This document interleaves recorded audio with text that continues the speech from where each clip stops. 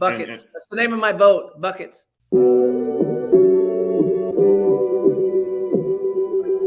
Buckets. What we get. Not the only transfer we got from Florida. Keith Stone, too. Remember that. Adidas, release this in a hoodie. You know, we all make mistakes. He might have made one going to It's Tallahassee. mercy if y'all don't know.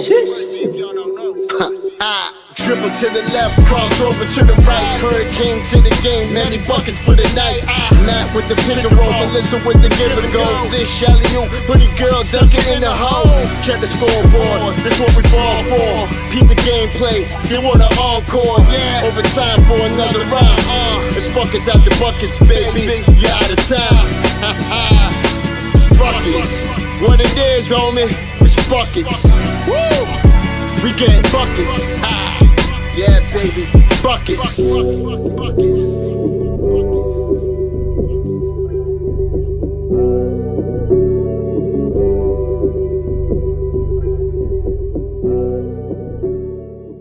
I have no shame. I know. That's the problem. You guys are awesome. What's up, everyone? Joined by my guy, Matt, out on the West Coast. How's it going, Matt? My guy. I feel like What's up? I feel like I should be more able to use that with you than the way you flippantly throw it around. Well, maybe. Yeah. You're definitely my guy. Yeah, I think I can call you my guy. I think that is 100%. Fair statement there. Shout out to Canes today who, dude, it's a school night. Why are you in the chat at 2:51 dropping a comment in here? He's up. but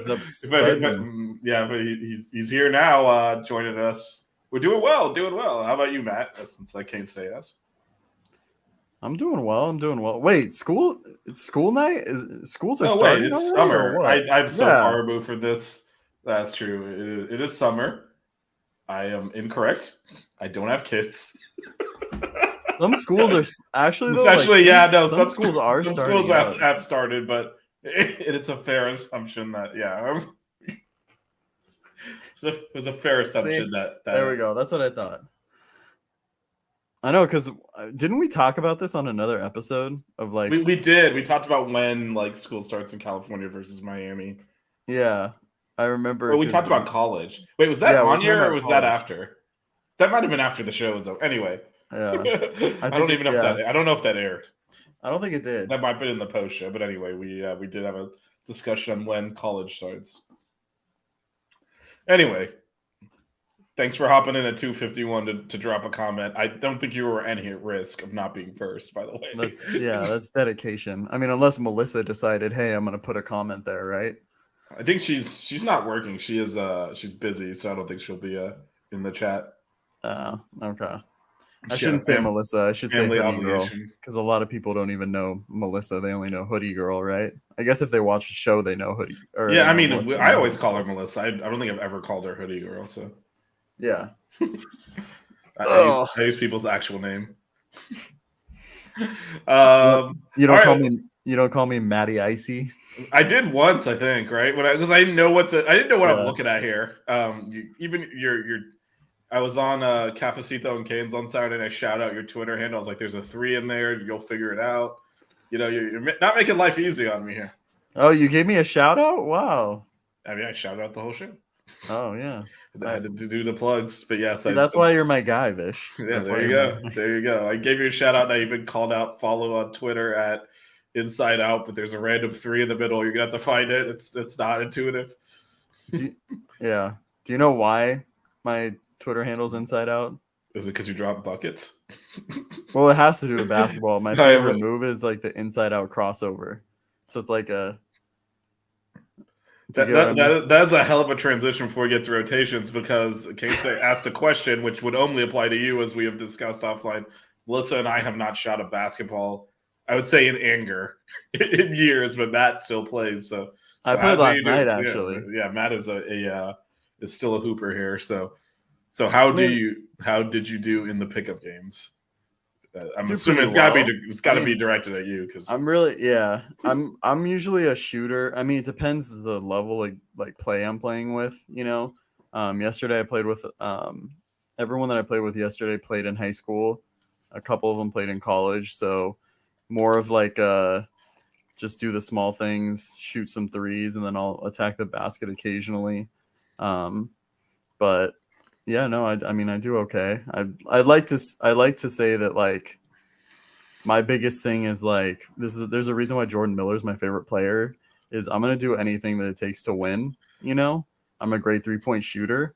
I pride myself on that, but I'm gonna do the things that take to win. You know, I'm the guy diving in a pickup game, like to get a loose ball or whatever. Like, you know, I'm a good defender, that type of thing. You know. So Kane State is also a fan of your inside out move there. There we go. Yeah. Yeah. So Matt actually plays, Melissa and I don't, but you will get to see him at some point when we're all together. Embarrass us in horse. We have we're gonna find a hoop and a court here and get out there and I think it's going to be a bloodbath. So I sent you guys a clip last week. Yeah, I know you did. You did put it in our DMs there. Yes, of him dropping a 3 in someone's face. So yeah, that was nice. That was an intimidation tactic. It didn't work on me. I think Melissa was like, "Oh no, we're gonna get roasted." I already knew we were going to, so I'm just like, I'm way past the acceptance phase at this point. But yeah, last week it got heated too. I was like, I don't know if you couldn't tell from that clip, but there was another clip where it looked like I was gonna kill someone. So and basketball is definitely one of the things that makes you like irrationally angry. Oh yeah, no, I wanted to fight my good friend who was my groomsman at my wedding. Like I was literally about to fight him, but it's probably because it's like it's one of those sports where like obviously you're playing like in a league and there's refs, that's one thing, but you're self-reffing and you're never exactly sure what's like an allowable amount of contact. Because it's a contact sport, but technically it's not. And so as you're figuring that out, like someone always crosses the line like, all right, mother, you just hit me. Like, what the hell's wrong with you? And it's just, it's when the adrenaline's flowing and you're having to call fouls on yourselves. And it's a recipe for just, over the top behavior that you would never do in a normal context, which is totally normal on the court. Yeah. No, 100%. It's very subjective, and something that's like a foul in a pickup game is completely different than, a foul in a men's league game or especially game. You're calling it yourself, so that's kind of like or if you're playing with guys that there's sometimes the defense calls it, and that's a whole nother thing too. Yeah, if they're not honest about it, it's like, dude, you hacked me. Yeah, I think the thing I love though about playing pickup is that people play 1s and 2s, because I'm like, dude, all I'm gonna do then is shoot 3s. It's worth double. Like, okay, I'm gonna end the game sooner. Like, I never did the math on it, but that is a true statement. Yeah. So, but and then you're outdoor, right? Both. The clip we saw was outdoor. Yeah, so I play outdoors every Saturday morning with like a group of older guys. And then some of my friends kind of started going and playing with them too. And then on Wednesdays I play with all my old like high school teammates and some other guys that played at my high school that are like a little older too. So, and then I'm starting up a men's league.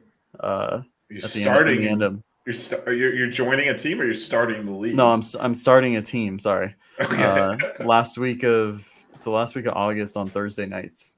So that'll be good. That's gonna conflict with this. Yeah, I mean, if we do Thursdays, I mean, the games are gonna be later. You know what I mean? Like, oh yeah, you're in. I always forget it's like the earliest I think is 7. Oh yeah, like the earliest. Not gonna conflict with anything, yeah. So I always forget your time zone. Like it's sunny here too because it's that time of year. But yeah, it is. You're 3 hours back. It's only 4:00, so you have the whole evening ahead of yourself. Yeah, no, I do. I'm gonna train my wife's sister. My sister. It feels so weird to say sister-in-law. My wife's little sister. After this too. So a lot of basketball. Man, that's a lot of playing hoops. I almost wonder if we should do one-on-one instead of horse, because then I can use my height advantage at least. I don't know if you want to do that, to be honest. Here's the thing, though. I don't know. I'm going to lose anyway, so it doesn't matter. But I'm gonna nutmeg you. Then I'm gonna do some other things to make. Oh, I'll it- just back off and let you drop threes in my face. That's fine. Oh, okay. Then yeah, I'll just do threes. I don't care. versus getting embarrassed while you blow past me. And also, I don't I'm in like distance running shape, not in hoop shape. I'm gonna throw up in like 20 seconds sprinting out down the court. So it's just not. Yeah. Like I've started distance running, so like I can run fine, but that's not. It's like almost the opposite conditioning is you need to like do short bursts. I feel like you'd post me up a good amount though. I think. Well, I mean, that's why I was saying at least I can be able to Yeah. score by like just using the height and size advantage and try to like just bully it into the I paint. think I would piss you off though because I'm very physical. Oh, that's fine. So. I'll play through the contact. Okay. That's my game too. I gotta like preface that, but I want to play Melissa 1-on-1 now. There was a thing on Twitter that it was like tag your third at like to play them 1-on-1 for something or whatever, and I looked to see who it was and it was Melissa, so I was like, oh, and I sent it, and I was like let's make this happen. Can do both. We can do some horse and some I don't know. We'll figure it out. But I mean, the other thing too is I'm not gonna be used to the weather. That's another component. I thought you were flying us all out to California for this. What are you talking about, the weather?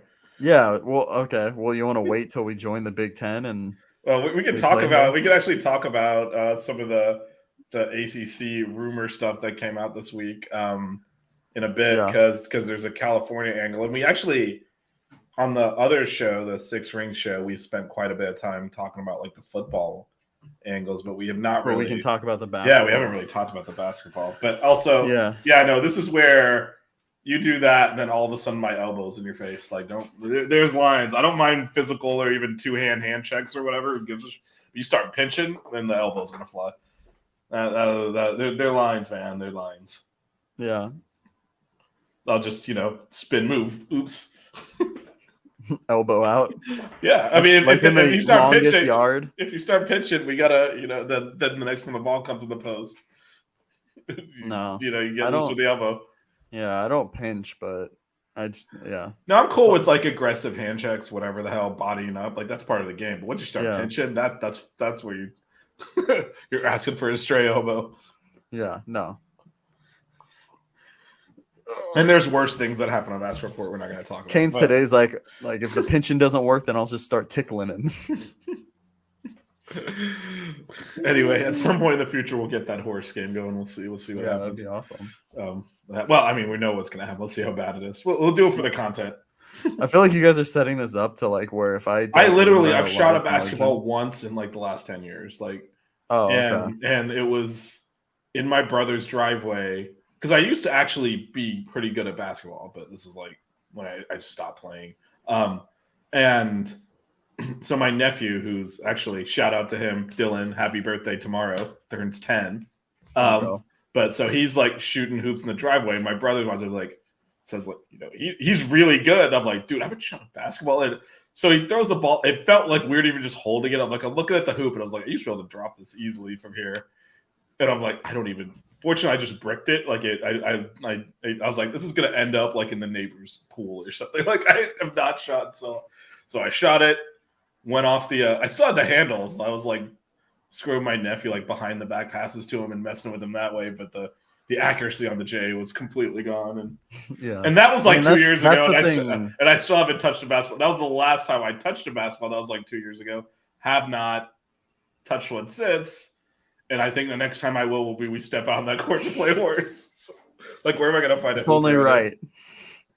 No, I mean, because even if I don't shoot for like a week, I feel super off. So I can't imagine if I didn't. I mean, it was like because I played up until then. So like that was the first time I got a ball in my hand. I'm like, I don't even feel comfortable like squaring up on this. This is messed up. This is gonna go real bad. I was happy I drew iron. I apologize. Do you hear the sirens right now? Oh, no, it's gone. No. It's gone now. See, I don't. Do you take charges? I don't view you as a charge take. I feel like you get up in there. So, you know how I told you I don't really play, or I didn't really play my like junior year. Yeah. Or not my junior year, when I was on JV. Right. I remember I got subbed in for a game in the fourth quarter, and I took 5 charges in the fourth quarter. All right, I guess I was wrong. Yeah, no, I definitely take charges. He takes I mean, a not in knee, coach. pickup. Not Yeah, pickup. I mean, no one's calling 100% that. not Yeah. pickup. Yeah.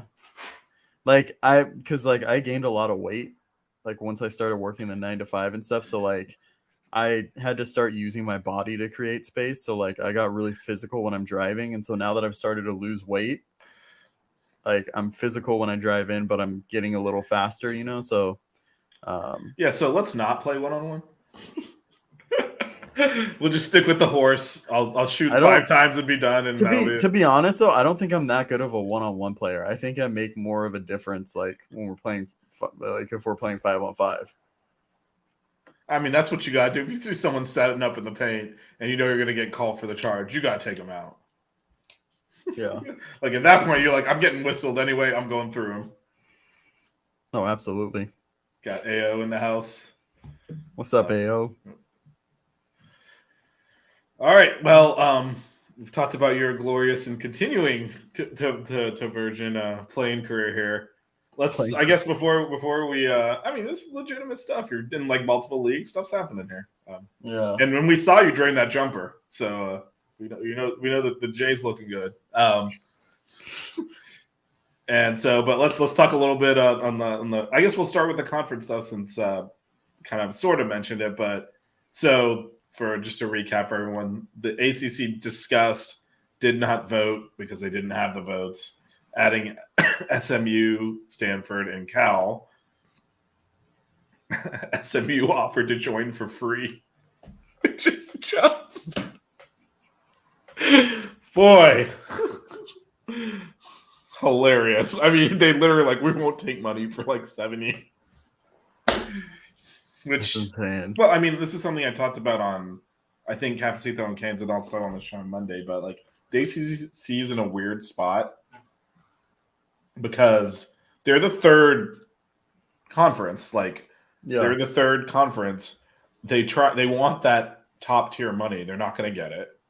And so what do? Because they're not going to be able to get there, but like expanding and adding teams like certainly SMU isn't really going to move the needle. But what would Cal and or Stanford bring to the table? In terms of basketball, or you can talk overall, but yeah, I mean academically it makes sense, right? Because they're both like, I mean, in California they're probably two of the best schools here. Well, I think that's where some of the push, because apparently they had. So just to be clear, they needed 12 of the 15 schools to support it. Apparently they had a majority, but they didn't get up to 12. And I think it's because these are school presidents. And like you said, and this is where SMU is also, it's not on the Cal and Stanford level, but it's also a strong academic school. And that is something the ACC tries to pride itself on. So you could see like Duke and even Miami being like, ooh, Cal and Stanford. So there was definitely an academic play. And also Stanford is actually overall one of, if not the most successful athletic departments. Period. Overall. Yeah, overall. So there's that. But from a basketball standpoint, was there, I guess, I guess one thing Melissa's and I should shout out, Stanford's women are one of the best programs in the country. So what is her name? The post player they have. Oh, she's man. Close to, she's close to Steph Curry's family. I have absolutely no idea. What is her name? I have to know this now. You can go ahead and Google, but so that would be, so from a women's standpoint, you're adding another elite program to what is already the best women's basketball conference in the country. So that'd be insane, frankly, to plug Stanford into what is already just a loaded conference. Cameron Brink. You don't know who that is? No. Oh, she's like one of the best post players in the country. Man, she was on the look, man. On the East Coast, we don't pay attention to what you guys play these games like in the middle of the night. We're not watching. We're in bed because we wake up early out here and like. Well, the Pac-12 is always underrated for the tournament, man. That's why it doesn't exist anymore. 2 years ago, they had. That's honestly why it doesn't exist anymore. Yeah, it's because of the time difference. Because the caliber of programs warranted a lot more money they're getting paid, but that's because the East Coast is asleep. When they're playing, and it's just. But but Stanford's historically and recently as well one of the best in women's basketball, so you're going to add that to an already low conference. But what about from a men's standpoint? And if you feel free to comment on SMU as well, but I'm using your local knowledge here on the. I mean, from a basketball standpoint, I mean, Cal was absolutely horrendous the past 2-3 seasons. They had oh my God, what is his name? The transfer that went to San Diego State, the lefty, Matthew. I can't remember his name, but he was on their team. Pretty much was the whole team. Then he transferred out, and this season they were terrible. They were like 3-29 or something like that. Probably one of the worst teams in a major conference. Yeah. They've had some decent seasons. Like when they had Jaylen Brown, they had a pretty solid team, but they ended up losing in the first round of the tournament to Hawaii. Super random. But I mean, Stanford, I would say, is probably the most decorated, but I don't even know if it's right to say decorated basketball program. Even them though, it's kind of been inconsistency. They had like a good run back when like Matthew Bradley, that was his name. I couldn't remember. He's a local from here too.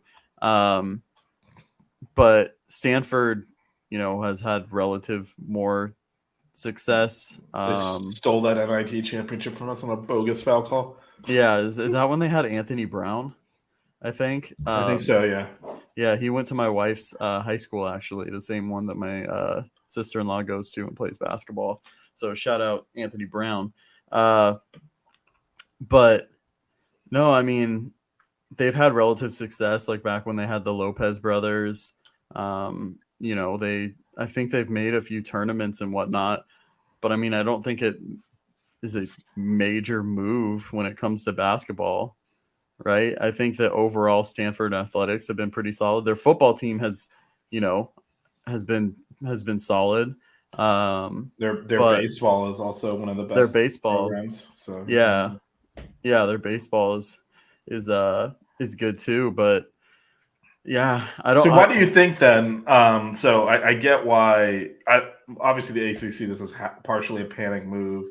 Mm-hmm. It's partially there are a ton of schools in the ACC that are academics first and second that are looking at this like we can get Stanford and Cal and maybe SMU in here from an academic standpoint. We want to do that.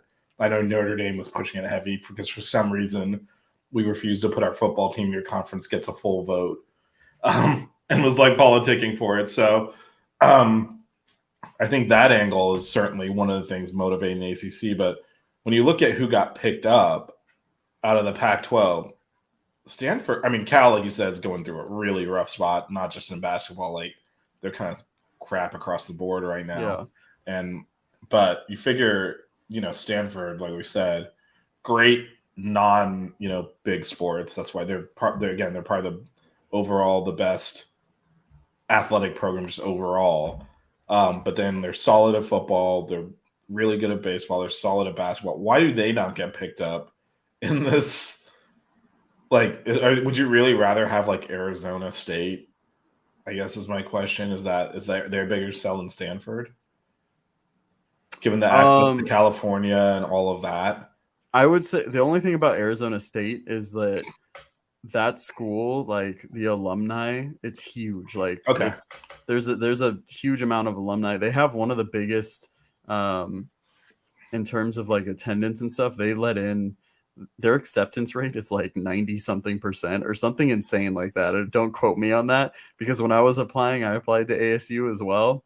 Don't tell me you didn't get in after that trip. No, I got in, but I just didn't go there. 88.2.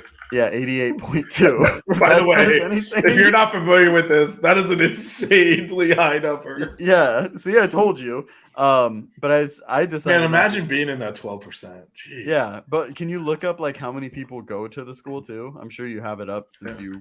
Yeah. It's an insane amount if you compare it relative to Miami. Hold on, where is Arizona State student? Oh yeah, no, Miami's a private school though. 75,000 people. Yeah. Are you effing kidding me? See, and there you go, and that's why Stanford's a small private school as well. They're not going to have the Yeah, and I mean, I just don't think ASU really fits with. I mean, it's the exact opposite of. I mean, No, I don't think I know why I know people are upset. I know why there was no way the ACC was going for the Arizona schools. Like that is not going to happen. It's a bad fit. And again, I think because the Big 12 didn't implode, it's got a reputation as like, wow, it is a worse TV contract than the ACC has right now still. The programs they picked up are ones that the ACC would not pick up. The ACC is not going to add UCF and all this crap they're adding. The premier programs have left the Big 12. They expanded to survive. The best program if we're talking about like overall program, not just basketball, because obviously Arizona and Kansas are there, and those are like top basketball programs. But really, the best program, if you rate them against the ACC, is mid-tier that the Big 12 has now, after Texas and Oklahoma leave. So that I get, but why didn't the Big 12 like go for Stanford, or would they just not have even been interested? I don't. Maybe they wouldn't have been interested. Because such a weird fit for them to like, yeah, Stanford at West Virginia on a Thursday night. Yeah, that would be really weird. That was an oddball there. So maybe they just wouldn't be interested because that was more because again, Arizona and Arizona State in Colorado before that essentially slightly upgrade to the fourth from the fifth to the fourth conference. This was not like Oregon and Washington, they made out. Right. They got to the big point table. Now they're gonna have to Utah going. Also to the Big 12. Oh, see, Utah, Arizona, and Arizona State went together. Utah feels like a kind of a Big 12 school. I don't know why. Wasn't BYU there? That was part of the expansion. Oh yeah, that makes sense. Yeah, that's what I'm saying. If you look at what the Big 12 is going to look like next year, the ACC is still a much better conference. Like they don't have the premier programs in the Big 12 anymore. They expanded to take off leftovers and build a strong base, but like having the we have the third best program in Texas is not exactly I mean that's not the area that the ACC is trying to play at. They're trying to play at the Big 10 SEC level. And that's why this expansion rumors, I mean, that's not really moving you anywhere near that. But like you said, I feel like a lot of that was academics driving it. Yeah, I saw a rumor too that Gonzaga might join the Big 12, or that they might be looking to. So I mean, just sure. I mean, the Big 12 will take anyone. Apparently, seriously, like they're just. I mean, you look at a lot of the programs like Cincinnati and Central Florida and stuff. These are programs that, from a Miami standpoint, you would think of that's a lower tier. That's like the bulk of the Big 12 now. So it's so crazy just hearing all these schools now. Well, yeah, I mean, in the Pac-4 at this point. Well, this is the thing, right? So and then Houston too, right? Yeah, Houston's also in the Big 12. Oof, okay. Yeah, you're looking at programs that you would not consider on Miami's level or ACC level. That's a bulk of. Now, there's Kansas, there's the Arizona schools. There are big programs still there, but it's like you don't got Oklahoma, you got Oklahoma State, right? I mean, there's been a noticeable draw. If you look at where the Big 12 was, 10 years ago before A&M left to where it is now. I mean, this used to have Oklahoma, Texas A&M, Nebraska as like their football thing, and now they've got Oklahoma State, West Virginia. Like that's a huge step down. And so, I mean, that's what they had to do to survive, and they did when everyone wrote their obituary multiple times. So good on them. But if the ACC, if Miami was in a conference with all those teams, I'd be irate. Like, what are we doing? We're better than this, and that's what the ACC is faced with. So everyone's like, they gotta expand, they gotta do something. I'm like, what are they gonna do to get to that Big 10 SEC level? Because they're already number 3. So how do they get up to 1 and 2, like that level? And you're sitting here watching Big 12 like expand to survive as the 4th and getting jealous. I'm like, dude, you really want to play Houston? That's what we used to schedule in September to blow them out as a warm-up game. Like, what are you talking about? Anyway, But I do think so. The other reason though they were looking at other than the academics, I think was a pretty big driver is those schools are desperate. You get a discount rate. Like I said, SMU was just like, we will not take revenue, Not take anything, which is crazy. But then I saw somewhere that their current, like again, ACC pays out a lot. It's 30 something million, and that's a shortfall of going to be after several years because they just signed contracts. Almost like the ACCs will continue to increase as well, but they'll end up by the ends of these contracts about 30 million behind the Big Ten and SEC, but they'll still be in that 40 to 45 million range at that point. The AAC, which SMU is in right now, pays out $5 to $7 million. So that's why they're like, yeah, we'll suck it up and go free for 5 years because 1 year payout and we're back whole, and then we have a future where we're making a lot more money. So, and God knows what Stanford and Cal and Oregon State and Washington State, frankly, are going to do because there's no conference left. So, so you definitely would have gotten them at a discount too. They wouldn't have come for free, but you probably would have gotten them at some form of a discount as well. And then this is the thing where there's so they're just to wrap this up, but there's like this weird thing in the ACC language, which no one's exactly sure what it means. But they get revenue per member. Like there's a thing. So the question is, if we add these 3 schools and we get revenue per member, but they're not actually taking it, does it still increase by that? And then the other teams actually, like if they add, let's just make it simple, they add SMU. Let's say their payout's $30 million per team. They add SMU. Technically, a TV contract should pay them another $30 million for having their team in there. But SMU's not taking money because they came for free. So does everyone get extra? Does it spread across? And apparently, it depends on how you interpret the contract. It's not black and white answer, but that's another thing at play here. If you add a bunch of schools and then get them to not take all the money, you actually give it to the other teams. In the short term, now that's going to do a bridge, but then eventually those schools are going to ask for their money. So yeah. But there's all this weird stuff in the ACC contract. No one's exactly sure because it would have, if they don't agree on the interpretation of it, it would end up in court. You don't know how those things are going to go. So yeah. But in theory, there is the potential of adding teams and that revenue getting covered because they get paid per team, and then them not actually giving it to the other team. So do you think that Miami is going to stay in the ACC then? Until I see somewhere that someone's able to break that grant of rights, I don't think anyone can leave the ACC. Yeah, I think we have several schools that clearly want to, and they have not been able to. And just to be clear, Texas and Oklahoma, all the contracts, by the way, have this grant of rights thing. The ACC is the only one that's signed like a 15-year contract. So the reason the Pac-12 schools are poachable is because their deal's running out after this year. So that's why they're free agents essentially. But the Big 12s was expiring also. Texas and Oklahoma played $50 million each to get out of it 1 year early. They wanted to leave by 2024. It expires at the end of the 2024 season. There's 13 years left on this ACC deal. Jeez. So they're kind of locked in unless they can figure out how to break it. So there's 2 ways, right? Is it if teams join? Does it? No, not the grant of rights. That can. Okay. So there's 2 things. There's a TV contract, which the ACC negotiated and everyone signed off on, but is now totally undervaluing the conference. So if the membership mix in the conference changes, then you can renegotiate the TV contract. Now, whether or not, and that's why adding like Stanford, that's not going to really get you that much of a better deal on a renegotiated contract, especially when you're splitting the pie that way.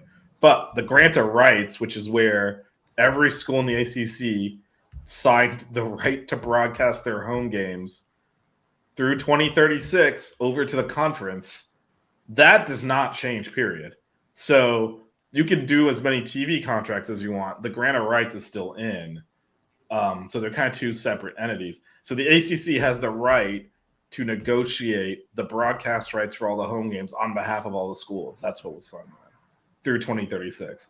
So whatever, if let's say ESPN just goes bankrupt, and the TV's contract is void, these schools all still belong to the ACC. They then could go negotiate with Fox or whatever a new deal, but because it's almost like power of attorney that they can't rescind. So if you were to leave, so the exit fee to break out of the ACC is actually just 3x revenue. So it's about $120 million. That's the exit fee. But the ACC still owns your home broadcast rights because that's a separate thing, and no one's been able to break that so far. And when Maryland left, it was a less strict. That was one of the things the ACC did after Maryland left, is they hardened this. But when Maryland left, they did try to challenge elements of it, and they lost all of it. So, and it wasn't even as strict as the one is now. So I think that is what is holding, because FSU basically came out and said, we want to leave, but maybe the ACC will do something. You don't do that if you think you can actually just leave. So, so the way it could happen, though, is if 8 of the 15, a majority of the members vote to dissolve the conference, then the conference doesn't exist, and then you're free. Now, the problem there is, this is why that's also unlikely. As I keep stating, the ACC contract is only bad in the context of the SEC and the Big Ten get a lot more money. It's not actually a bad contract in the sense there's not 8 teams that would make exactly money. Yeah, so most of the teams, what Clemson, FSU, like maybe us. Clemson, FSU, Miami, North Carolina would. North Carolina. That might be it. That would obviously make more money, and there's several that obviously would not, like Syracuse, Pitt, Boston College. They would end up lucky they're in the Big 12. They might even be like AAC or something. They're gonna struggle there. So yeah, exactly. You said trying to get all 8 schools. There's not going to be 8 schools that are going to see a revenue increase from dissolving the conference. So you're kind of and a lot of them, they're never going to get this kind of money again. They're raking it in right now, and I think that's the case. This is the other thing that puts urgency around it. Yeah, look, the way that these schools are making money is a little archaic. It's all still cable, right? It's that kind of TV that's going away. It's going more streaming. The revenue is not as high on streaming, and that was one of the things that imploded the Pac-12. They had the Apple Plus deal, and it's actually probably forward thinking. I wouldn't be surprised if 5 years from now, everything's on Apple Plus or whatever, right? And you're not really, and that's just not going to be as much money. So that's the other thing that's panicking the ACC, is they missed the gravy train. By the time this crap expires, there's probably not going to be that much money, floating around. Yeah. Because how much is the terrestrial rights to the Big Ten worth when everyone is streaming everything? Right? And that's where the challenge is. And, I'm waiting for the first conference just go to a full-on subscription model. If you want to watch any of our games, you pay us $12 a month or whatever it is. We'll stream it to you, right? I mean, I think that's where this is the media landscape overall is changing. That's why we're doing this instead of on AM radio, right? So yeah, that's true. But so there's a whole uncertain future on that. So everyone knows, though, they can cash in now if they can get out, and I think that's. But we'll see. But from a basketball standpoint, I didn't really see much of an ad there, and I just think about the nightmare of trying to the distance is real, man. Yeah, it'd be great for me in terms of I could go visit my aunt who lives 5 minutes away from Stanford and stay with her when Miami plays Stanford. But I'd actually have to stay up at 10 p.m. and watch these damn games, man. What the hell? Yeah, the geography is rough. The time zone difference is rough. But, you know what? I think one of the things for basketball... just because of Kentucky. No, because of Kentucky. He's there. Oh, that's why. But, Louisville is there also. In general, the SEC for basketball, I'm just not a fan of. I wouldn't want to play in that. I'd rather play in the Big Ten, to be honest. Yeah, and we talked about so I was going to ask you, well, you kind of answered because we did talk about this on Monday's show in a football context. In a basketball context, you'd rather be in the Big Ten. I mean, it is a better basketball conference than SEC flatly, but Yeah, that's where you'd no, yeah, 100%. Could you imagine us trying to play small ball? Like, I mean, maybe it would work, but like in the SEC, I mean, it's worked against every Either major way. conference. We've been smoking. Yeah, that's true. But so we just walked right through. I mean, honestly, there's no shooting at all in the SEC. So, I mean, maybe it would even benefit us more. I mean, I don't know that the style of play is stable over multiple decades or whatever we're planning for here, but That's true. But I would say if you're looking at it just from a purely basketball context, it's a no-brainer because you're sitting here and which schools in the SEC are basketball schools? There's one. That's it. Everyone else, even the crappy ones that suck at football, are still football. Yeah. And other than Kentucky, there is no one that's like basketball first in the SEC. And to the extent that the Big Ten doesn't have what you would consider a lot of like, I mean, Indiana is probably it. That might be a basketball first school. I will say there are a lot of in the Big Ten? Yeah, is there another Purdue, yeah. Purdue's, that's huge. So there's a couple there, but I would say for the ones that are football schools like Michigan, they still take their basketball very seriously, whereas Alabama doesn't care if their basketball team exists, right? And I think that's kind of a difference. Even the ones that are football schools in the Big Ten still take their basketball very serious, like Wisconsin does and Michigan does, and Michigan State. Actually, Michigan State's borderline a basketball school, but so just the quality of basketball and the seriousness with which it's treated is just a totally different level. Yeah, I would even say, what about Illinois though? Oh yeah, no, that's a good one. Yeah, yeah. I was looking up who's in the Big Ten because I was like, I feel like I'm forgetting. At this point, actually, we left your local school. UCLA is definitely basketball. Oh yeah, wow! I totally forgot. I totally forgot. UCLA is a Big Ten program now. Oh yeah, Maryland. Yeah, so there's Maryland as well. So yeah, so from a basketball context, and that's what this show is like. It's a no-brainer. But actually, on Monday's show, we were talking from a football context. Also landed on the Big Ten. The baseball is problematic, but yeah, I mean, who's good for baseball? Well, they have some solid teams. Indiana's been good for a while. Michigan's pretty good. It'd be whoever else joins would have. Well, I mean, right? yeah. Well, so there's a couple of things happening, right? It would be there's the two California schools, your local, like USC and UCLA are big time baseball programs. You have those two, and then whoever's coming in from the ACC, if assuming it's us, that's three of like the so weird in baseball. We're actually a blue blood. It's the only sport we're that in. So. So it would be us if like North Carolina comes with us. Those are like the top four programs, yes. But I guess the one thing for Big Ten baseball, it has improved enough where if those best teams there now are your like fifth, sixth best teams, you're okay then.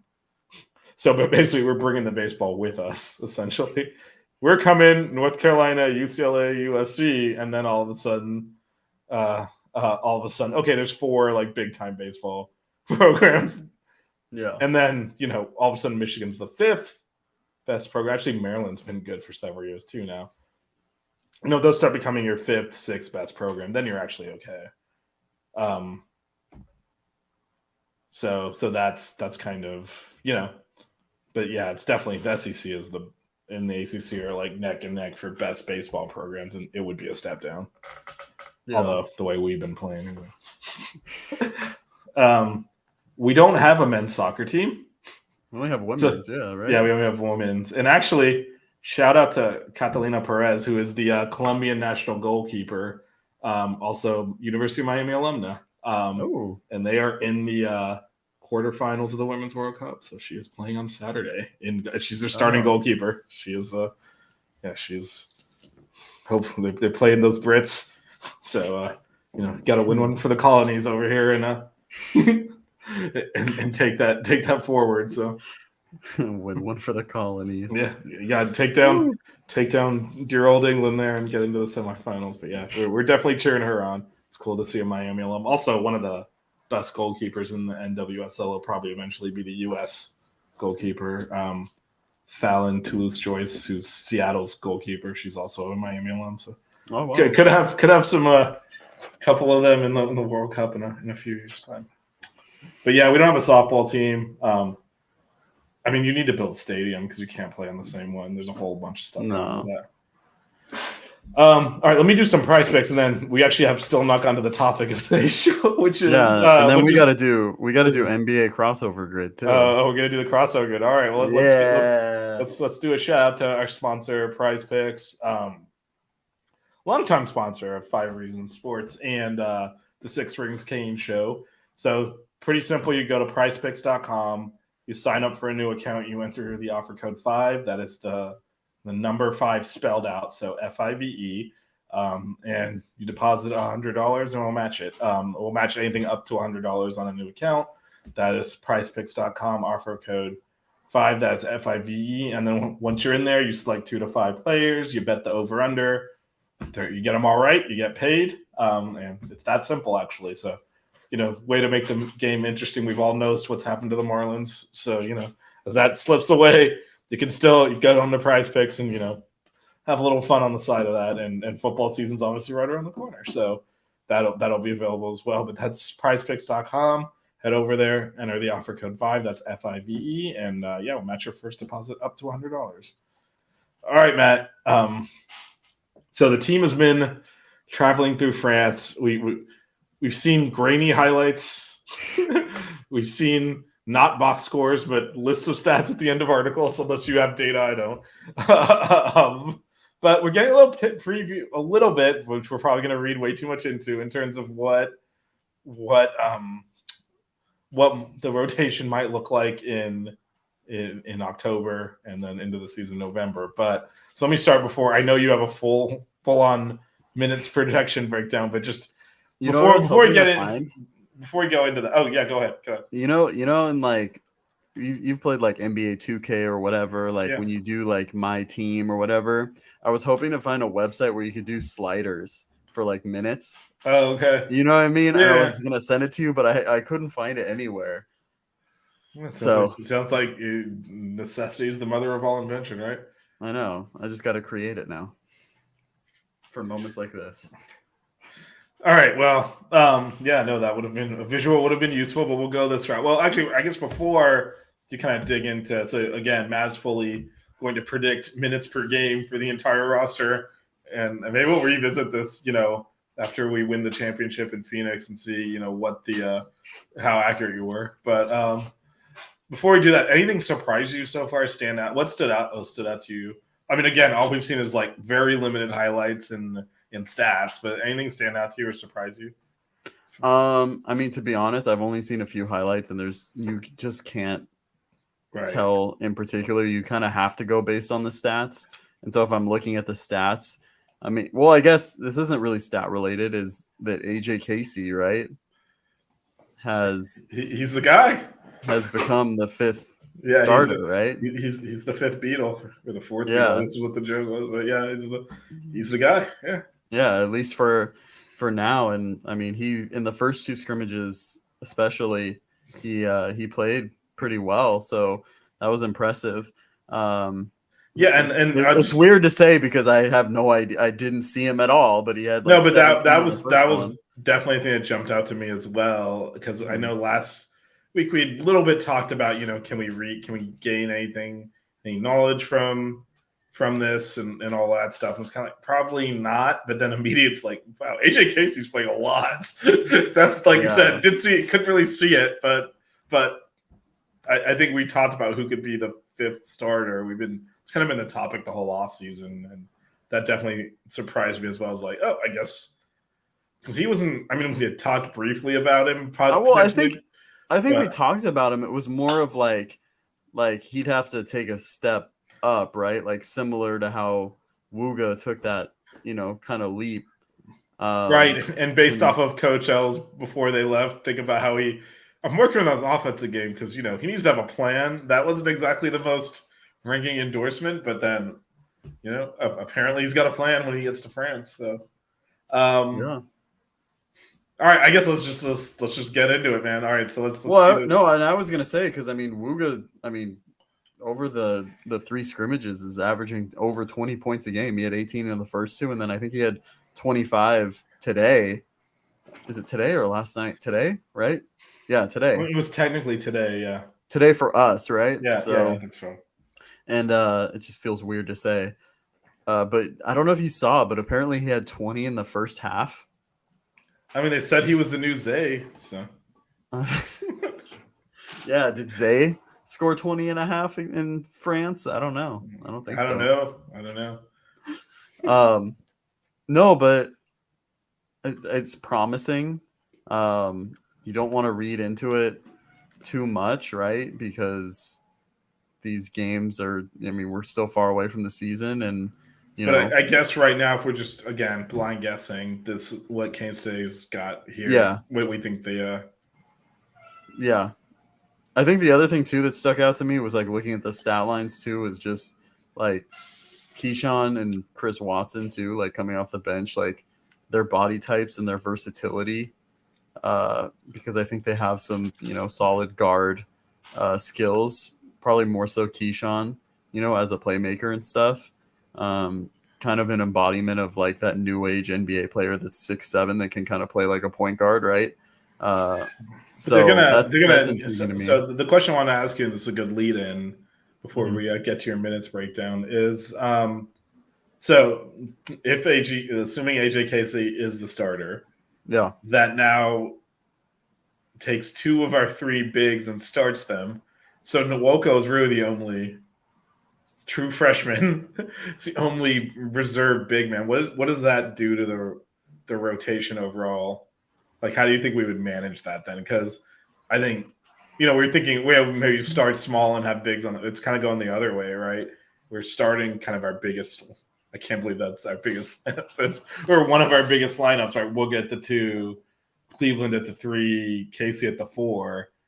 Norchat at the 5 is one of our bigger lineups just right out the bat there. Well, I think it's interesting too because like, do you? I know he's starting, but then do you like kind of stagger it so that like he plays also when Norchat is out and then he plays next to Nwoko?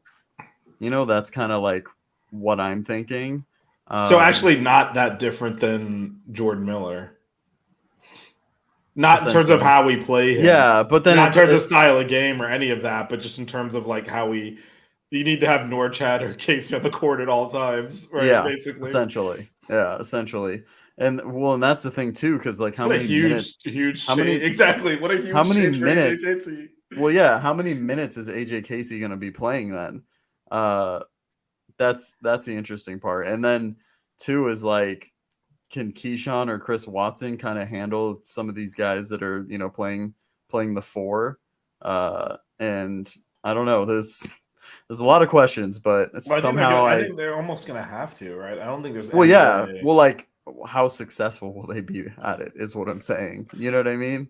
That's the question. Well, it's also just an extreme version of what we've been doing, which is we gotta make them pay or we're screwed, right? I mean, it's kind of like, all right, whatever's happening on one end, they have to guard us on the other end too. Yeah, like think of a traditional 4 guarding Keyshawn who, has really good guard skills, can put the ball on the floor, And that is the gamble. We've been playing that way for 2 years, basically. Like, eventually someone's going to blink and it's not going to be us. I mean, that's kind of like eventually, like, we'll play you to 90. No, it's true. And, then sometimes you don't score and you lose to Connecticut badly. But no, but that is also why we are prone to like laying an egg and getting ourselves into trouble and playing ugly basketball sometimes because we are so reliant on having to score. Yeah. Because you can't, it's impossible to defend with that kind of a height mismatch. But again, if AJ Casey we're putting so much on him all of a sudden, probably reading a couple of stat lines, but if he's able to eat those minutes really more so than and at backup center and starting power forward, that does take quite a bit off of the rest of the team if he's able to. Yeah. Because Well, you and then, still do like- have Nwoko. He'll still get some minutes. And then it does allow you to at least not force Keyshawn to play center or something. Yeah. Yeah. All right, man. Let's see it. We've been waiting. We've been teasing it. I know. So Well, let's look at. All right. So who? Okay, how do you want to do this? Do you want to do position or do you want I'll to do go starting highest? five. Okay. I'm gonna start All right. starting five. All right. So Nigel at the 1, obviously. Yeah. Last year he played it was right around 32 minutes. Wait, hold on. We should be writing this down. Yeah, it was at like 32. You have it written down. What am I talking about? You're looking at it. Yeah. All right, never mind. Yeah. It was at 32 minutes. Also, I think I changed something, so I don't know if this adds up to 200. So if we do the math, If you had the sliders we had talked about, I know. See, this is what, like, how am I supposed to do this without sliders? aren't you an accountant? Well, no, I changed it because I'm in the middle of work. I was asked to do something, and then I looked back at it, and I was like, No, wait, what I'm did I- saying is, could you not do this in Excel in 2 minutes? I could, but I'm lazy right now. I have it in Docs. I'm just saying, it's like I was about to tell you, like, you can do this thing. So I'm like, wait, I'm talking to an actual know. accountant. I spend my whole day in Excel. Okay, so I know. I was about to say, like, no, he knows you can do this in Excel. we'll do the math together. yeah, How about that? boy. Okay, so Nigel played 32 or 31 last season. I think it's going to be around the same. Okay. Because I think we have a legit backup point guard as well. Right, I think that Bensley, I think Bensley and him will play, and I think Bensley plays more too this season. I'm gonna stick him like right at 32. Okay, so we got Nigel Oh at my 32. God. What was that? A bird just flew into my window. Wait, it's in the house? No, it like hit the window. Oh no, it's dead. Yeah, it's dead. Oh That's so sad. my God. What the hell? Wait, it's not dead, is it? I can hear it. No, I see it laying there. Wait, then what's the thing whining? I don't know. Should I go check on it? Do you hear that noise? You must hear it. It's coming from your. No. Is that just another bird chirping? Yeah, it's another bird. Oh, it's salute to fallen comrade. Yeah. Rest in peace. Why does this stuff happen when Melissa's not here? that Like, is nuts.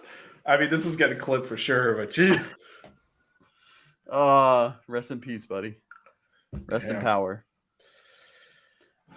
All right, so Nigel 32 minutes. Yeah. Nigel That was a bad sign for Louisville is what that was. All right. What a transition. Okay. Nigel at 32 minutes, right? Then we have Wooga. This one I didn't really know what to do with. He played 24 last season. I have him at the 30 mark. I wouldn't be reasonable. surprised. I wouldn't be surprised if it's a little more. The next one though that I have, Matthew Cleveland. I have him at 29 minutes. Ooh. I think because of Chris Watson and Keyshawn, I think that they're going to get some, minutes. I think they're too talented not to, and I think they kind of slide into that role a little more. Next up, what's up? Dude, freaking Denver and Europe. No, I cannot believe that happened. Anyway. I don't know, man. Poor guy. Next up, we got AJ Casey at the 4. Wow. So Wooga played 24 last season, right? His coming off into his sophomore year. I'm sticking in that kind of range. I think it's going to be around 23. So I'm gonna have him at that range. And then we got Norchad. So this one is totally foul dependent, isn't it? So yeah, it's foul dependent. I think it's more than last season. I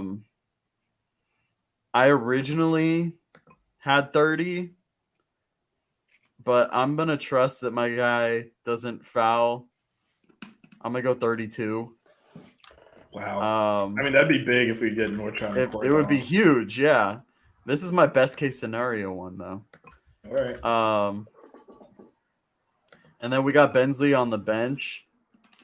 I think Bensley actually plays more than AJ Casey, like gets more total minutes. I think he's too good, not to. I think we really, especially, I think Wooga's going to be, I'm going to say 40 minutes. I think that, Wooga's going to be be an improved defender, be really good. But I think the thing that we're missing, that I think Isaiah Wong brought last season is the on-ball pressure. And I think that's something Bensley does really well. I have him read at 25. Are you totaling all this up for me too? You're at 151, I believe. Okay. And then the rest is all, honestly, I had it tied between Chris Watson, Keyshawn. I have an odd amount though. Chris Watson, Keyshawn, and Nuoko. Well, it should add up to 49. Oh, who am I missing then? No. You have 49 minutes left total. Because you got Nigel at 32, we'll get 30, Cleveland at 29. Did I miss AJ someone? Casey at 23, Norch at 32, Bensley at 25. That should be. Let me do the math again. I should have put it in Excel, but I scratched it on a scratch pad and I'm doing it in my head. But 64, 94 plus. Oh wait, hold on. Yeah. Yes. You're correct to question my math. I am. We have 29. We have 29. Yes, there's 29 left. Yes, that is a correct statement. So I think I would go 10 for Nuoko, 10 for Watson, and then 9 for Keyshawn. But those are the three that I don't feel confident at all of knowing. In terms of, like, I think it can be completely different. And then I think you throw like Jakai like a 1 minute thing. So who's losing that minute? I'm just kidding. Don't bother. Or just that. Yeah. It's not. You'll pick up a minute on accident. What's gonna happen? Yeah. All right. That's an interesting. So more so than the numbers, what I'm seeing here is essentially 6 main players, and then kind of 3 edge rotation guys. But I wouldn't be surprised if like Chris Watson is taking some minutes and is playing like 17-18 or something like that. You know what I mean? Yeah, and also if Nwoko can prove he's effective as a big, I think there's that's the other question. There are minutes available there if he can show that he can stay on the court. Yeah, I mean Norchak gets into foul trouble and it's 3-4 less minutes, and that's 13. Well, 14, but I mean 15. he's gotta prove he's actually, because I mean I honestly do think Keyshawn will give Casey a bunch of minutes at center if he has to. I think we saw that last year, right? There was we did actually have a legitimate tall player who was a freshman, Favor Air, and he was just not going to be allowed on the court, right? I mean, that's just so I don't think Nwoko will be nearly as ineffective. But if we're talking about more than 10 minutes, he's really going to have to prove that he can do. Yeah. Well, I think stylistically, that's not too, filler minutes. Yeah. Like Nwoko he fits more with what this team, like. Oh yeah, like, no, for sure. Nwoko instead of Air like last season, like I think he would have contributed a decent amount. You know what I mean? In terms of fit, a traditional post big didn't really fit with what this team did last season, right? Yeah, no, it didn't fit, but there wasn't effective either. Yeah, I mean, because I do think there were times where we just need a big on the court, and it's like, no, Anthony Walker, go play center, and I don't think that's the option either. I mean, hell, the Connecticut game, right? I mean, if we thought he could be effective, we might have at some point said, go handle the big dude. Yeah, Klingon. Well, both of them really. They're both killing us. But it's because we couldn't score. I mean, that was what happened. Otherwise, we would have forced them to play small. But yeah, so I think that's a big thing. Depending on how effective Noah goes, there's definitely minutes there. But yeah, no, overall, I think those are the 6. There's kind of 6 main dudes. And I don't think there's really anything changing. I think Yeah, and I think too, like at the start of the season, like I think that Keyshawn, Chris, and Nwoko, maybe Nwoko gets a little more, but like those minutes are more evenly distributed, right? And then we kind of see a shift, right? So one of the things I want to get your opinion on. So the only transfer we brought in was Cleveland, Mm-hmm. and Coach L did say in that press conference he did a couple of weeks ago that, you know, he didn't talk about all the players that transferred out, but he did make a point of calling out that Harlan Beverly had the option of staying, Mm-hmm. which implies that some of the other ones might not have. But how would he have fit? Because I'm assuming we would still take Cleveland. Like, I think he's way too talented for us to say, well, we still have Harlan Beverly, so we're not taking another player. And we still have two. We still have 2 scholarships open, so that wouldn't have been an issue. Yeah. But how would he have fit? Like, where do you think? Because I feel like, I mean, I was a big fan of Harlan. I hope he does well at Wichita State. It's a lot of duplication at his position here, and I'm just curious why you thought Coach, like, where do you think the gap is that Coach L felt Harlan Beverly would plug on this team? Well, I think that, I mean, we haven't seen Chris Watson or Keyshawn play in an actual, I mean, on a consistent basis. Yeah, obviously Chris Watson played last season.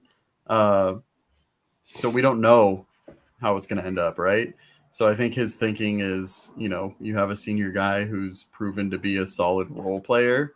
I think he had some shining moments last season. You could tell that the injury was still bothering him though and limiting his mobility. I think Coach L probably saw him, getting if he was able to get a little bit more healthy, that he saw, the potential for him to do more. I always liked Harlan's, playmaking ability. I thought he was kind of more of an unselfish guy that's going to just do whatever it takes to win, whether it's rebounding or whatever, which is really important for an undersized team to have guards that do that. I thought he was he improved from 3 pretty decently. I don't have the numbers in front of me. But I think it was more of having like a proven guy. That makes sense. Right. Yeah. I think that's more so what it is.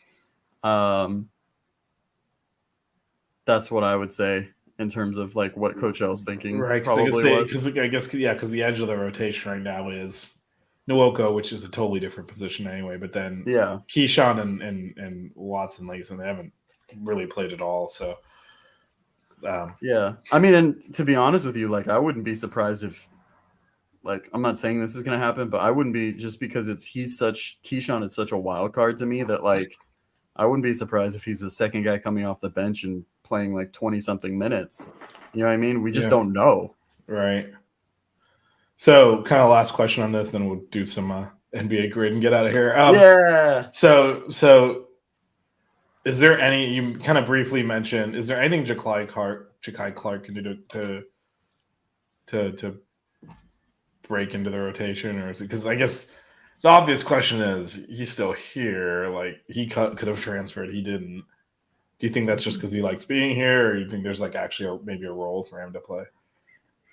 I think there's potential for there to be a role. I just don't really see him being like this season specifically more than like maybe like third guy off the bench, like second guy. I mean, he's competing with underclassmen, so that's kind of his advantage. He's played in this system, right? I mean, this is going to be his 3rd year? Yeah, because he redshirted, Yeah, because he redshirted. So, I mean, he does have that advantage, but I don't see him being more of a contributor than that, if that makes sense. Right. But I think definitely I'm more I would expect more from I'm expecting more from Chris Watson and kind of Keyshawn. Yeah, I think we all are. That's what makes it difficult. Yeah. Okay. Yeah, no, I didn't really see an obvious kind of place for him to plug in, but you're one injury away, so. Yeah, no, and that's true too. All right, man, you want to do this NBA grid? I guess I should pull it up so I can share it. Oh yeah, probably. Wait, you must have already done this one like 50 times, right? based on your previous. You mean, what do you mean? The one for today? Yeah. I did part of it. Okay. All So right. I've done like 6 of them, I think. Probably. Oh yeah, here we go. Oh, we gotta hurry because they reset it. What time is it right now? Oh, it's 6. We still have 50 minutes. What the? You and your weird time zone. All right. So what do we? All right, here we go. Retired NBA jersey, or do you want to start with the top left corner? You want to go All right. Cavs and Mavericks? All right. So, this is my go-to guy that played for a bunch of teams. Veteran dude. Give me Drew Gooden right here. Oh man.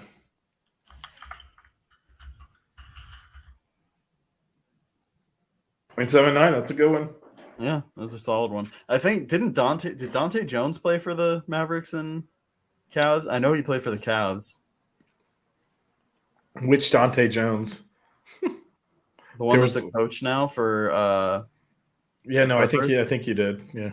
Yeah. See, I didn't even think of that. We could have done him too. Cavs and Heat. I kind of cheated with this because there's a guy that played for the Lakers that also played for the Cavs and the Heat. How was that cheating? Shannon Brown. Oh man. See, Shannon Brown I felt would be more well known. Guess not. Nope. All right, you're gonna respect this one. Retired NBA jersey and Cavs. It doesn't mean he had to get his jersey retired by the Cavs. The only reason I remember this was from the Bad Boys documentary, but Bill Laimbeer started his career on the Cavs, and I know his jersey is retired. There we go. Let's go, baby. That's messed up. That's cheating. What? Oh yeah. It's not with that team. That's screwed up.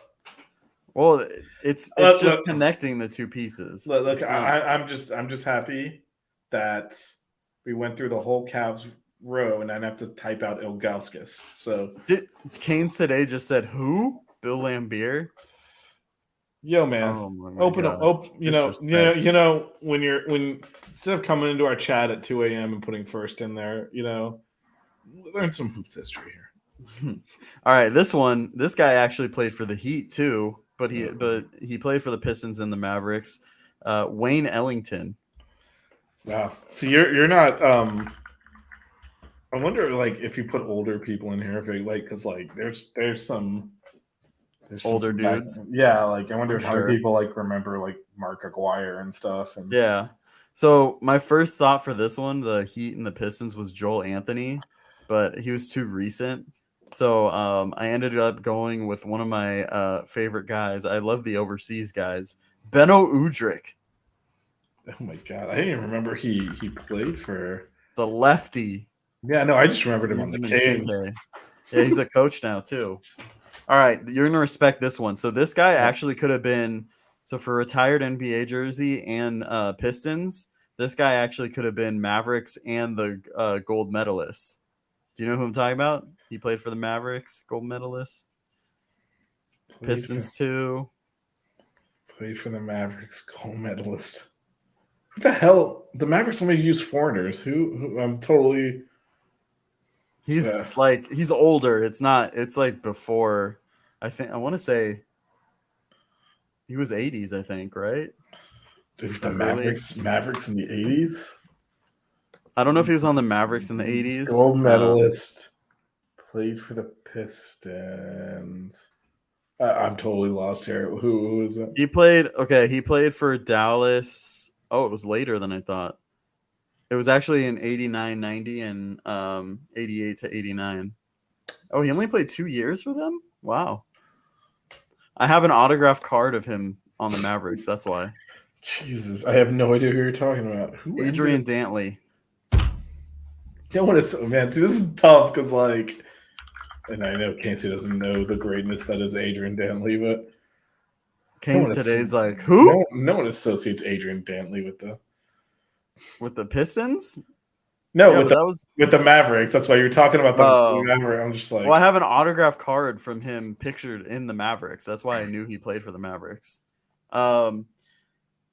This one though. Could have gone with Adrian.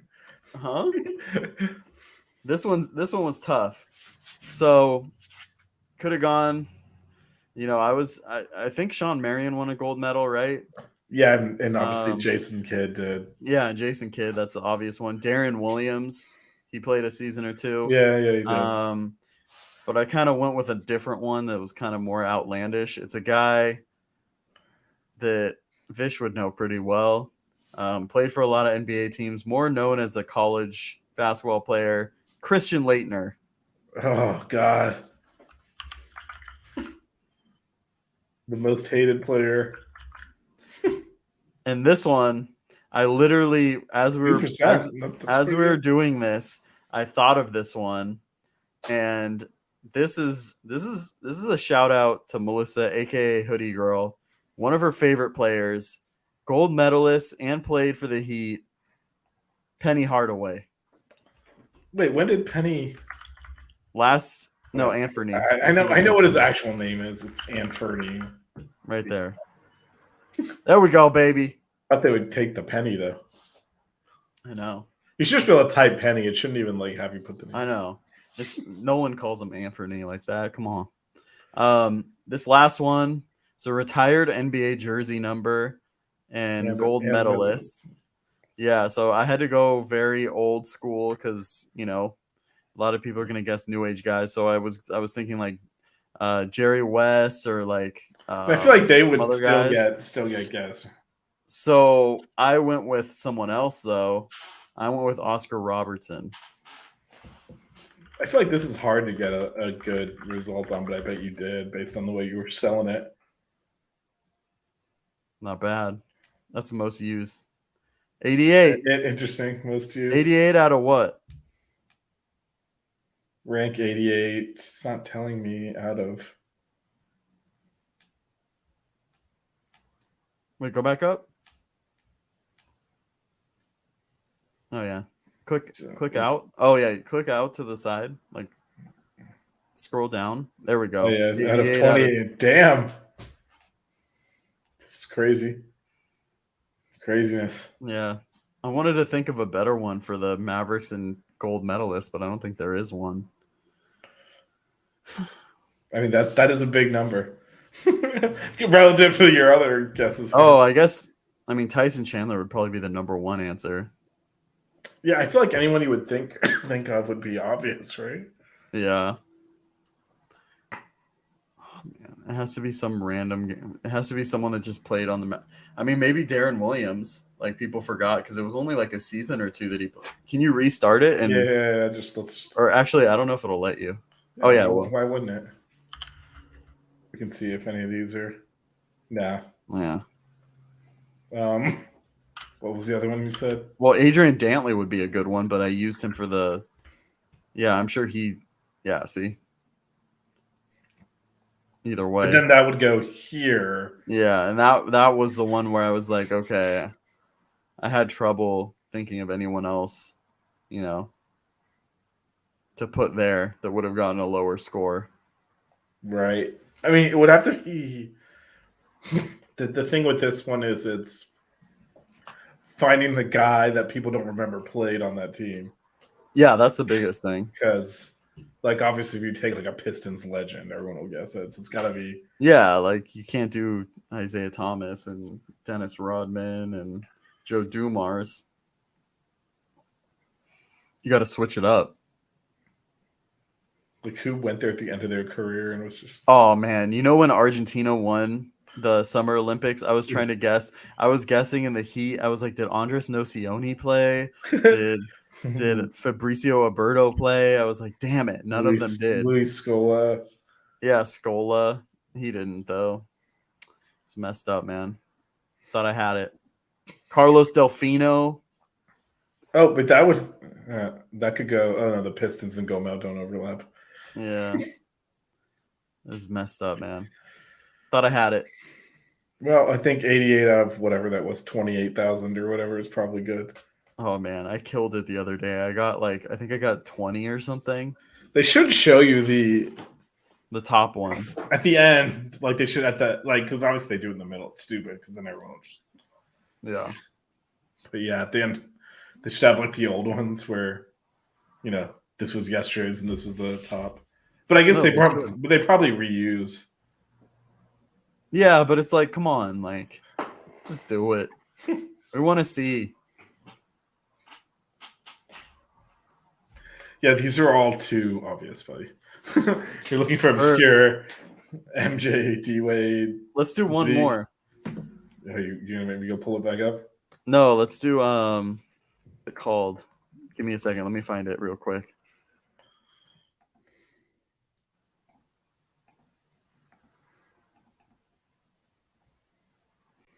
There's another one called Hoop Grids, but there's also the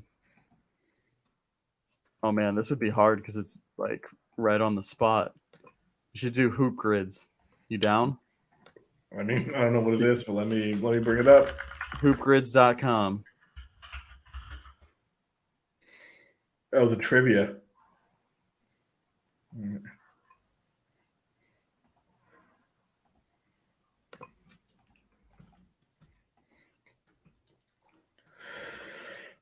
All right, I guess we should do a better job describing this. So we got a great grid. It just goes out to audio, which is going to be horrible.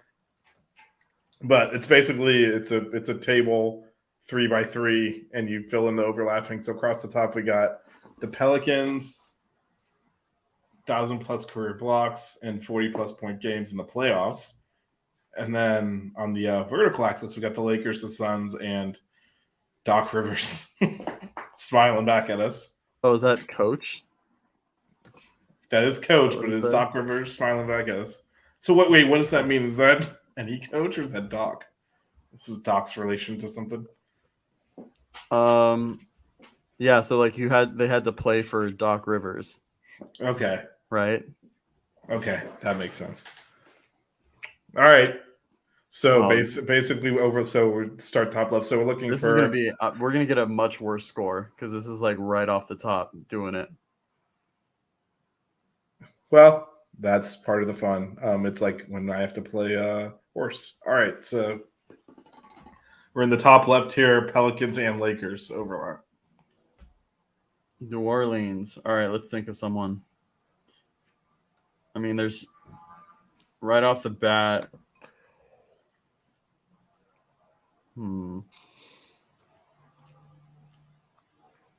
Let's go to 1,000 blocks and Lakers first. All right, we're gonna skip. Yeah, top left. We're down the top middle. So we're looking for a player with 1,000+ blocks in their career that played for the Lakers. So my first thought was Karl Malone because he only played like one season, but I don't want to. I think that's gonna be too high still. I'm trying to think of like really obscure. I mean, do people remember Marc Gasol playing? Yeah, because he was on the team that. I don't think they would associate either of those two guys. But is there someone like random that like had a bunch of blocks that you wouldn't think of, or it's going to be a big? I mean, we could think of like old time big, right? Anyway, Kurt Rambis got 1,000 career blocks. I mean, what happens if I do it wrong? I think it just doesn't fill. He did not. He did not. Kurt Rambis did not have 1,000 career blocks. That's what we've discovered here. That is what we discovered. What about? I mean, another one is Brooke Lopez. I don't know if you can guess, like, if it has to be former players or if you can do Brooke Lopez. You have to hit submit on the right. This interface is not good. 3.8. That's not bad. It's not bad. 40+ point. Does not have Isaiah Thomas.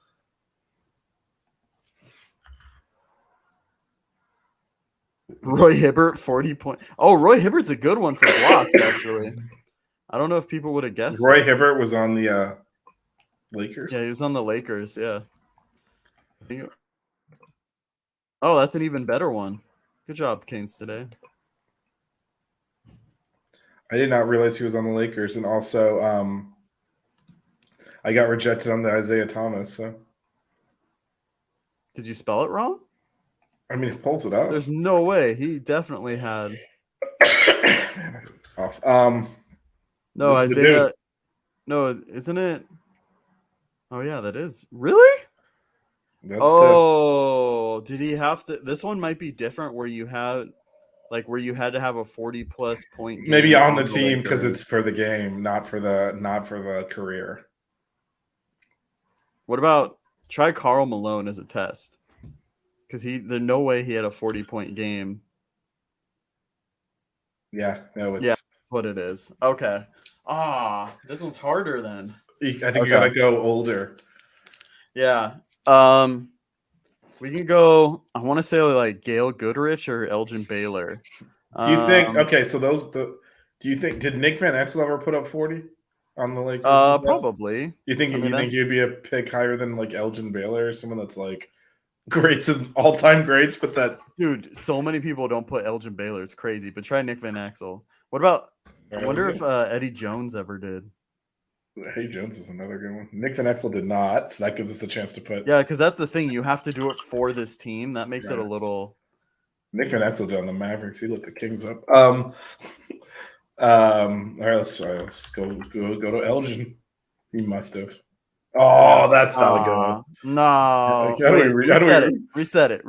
Can we just replace? Oh, you can?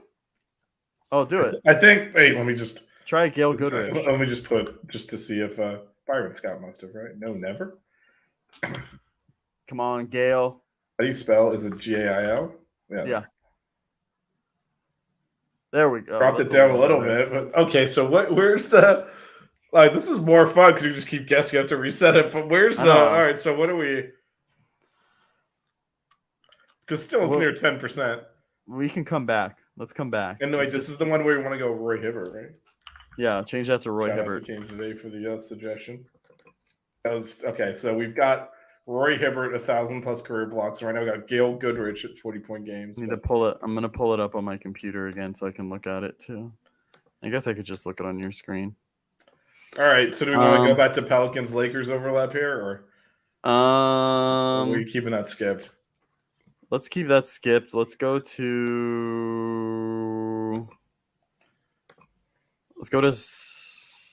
Suns 1,000 blocks. All right, so we're looking for a player on the Suns that had 1,000 blocks, and it's scored on rarity. So like the more obscure, the better. And this one's career, so the blocks did not have to happen with the Suns. That's true. That is true. 1,000 blocks on the Suns. Does Marcin Gortat have 1,000 career blocks? There's no way, right? No. Fuck. Oh, sorry. Shaq. Well, yeah, Shaq will be there. Do people remember him on the Suns? I guess. Yeah.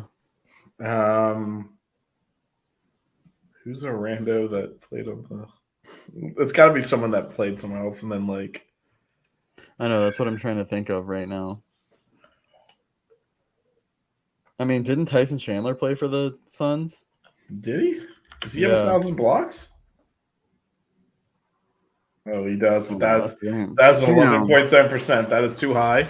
Tyson Chandler did play for the Suns and does have 1,000+ career. The ones where you have to have like a certain amount of like 40. These are hard because you have to think of really good players that no one else would think of.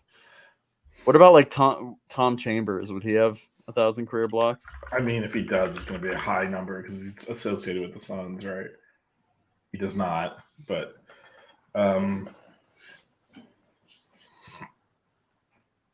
is there anyone that like right before they retired went there? Just like no one remembers. I mean, what about? Because people are going to guess Amari. Anyone that's like, yeah, that was like that guy's like you're not going to put like. But then it's 1,000 career blocks, like. Yeah, it needs to be someone that like. Oh, I totally forgot player X played on the Suns, right? It's because you're like you said, 1,000 blocks is an obscene amount. So it's got to be someone that like. Oh my God, I got a good one for New Orleans and Lakers. Sorry, can we go back to that? Yeah, yes, okay. I just remembered one of the guys that I've brought up before, T.R. Brown. I mean, I'm pretty sure he played for the. This is a good thing. We can at least guess. 0.04. That's got to be a record. Tierra Brown played for the Pelicans and the Lakers. Dark ages of the Lakers. 0.04%. All right, we're sitting here with a high number on Gail Goodrich's 40-point Lakers, and also Tyson Chandler, Suns. What about sneaky? Like, did Gerald Green have a sneaky 40-point game in the playoffs? I feel like he had a game where he went off for the Suns. We're just going all over the place. Damn it! You did not. That did not work. I mean, there's so many obvious ones, but we don't want to go with obvious here, Vish. I mean, this doing it on the actual team is tough. In the playoffs too. This is not like a random game no one watched. Yeah. What about for coach in 1,000 blocks career? Did Kendrick Perkins have 1,000 blocks?